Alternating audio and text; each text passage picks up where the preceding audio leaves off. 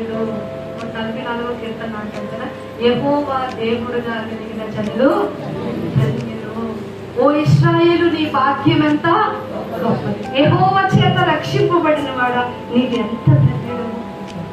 నేనంట ఈ మందిరంలో పిచ్చుకుల లాంటి వాన కోవిల లాంటి మనకి స్థానాన్ని, ఈ మందిరంలోనే మనకి సమాధానం, ఇక్కడే మనకి పరిశుద్ధాత్మ వరం యొక్క వాగ్దానం, ఇక్కడే దేవుడు మన మీద పెట్టే బాధ్యత. ఈ మందిరంలో సర్వ సమృద్ధి, ఇది ఆనంద ప్రవాహము, జీవపు ఓట. ఎక్కడ పొందుకుంటాము అంటే పరిశుద్ధుల సమావేశంలో పొందుకుంటాం. అది భక్తుడు వెళ్ళలేని పరిస్థితుల్లో రాసిన ఆవేదనపూర్వకమైన కీర్తన ఇది. అయితే నేను ఏమంటాను అంటే, ఆయన వెళ్ళాలనుకొని వెళ్ళలేదు, మనము వెళ్ళే అవకాశం ఉన్నా కూడా వెళ్ళదు.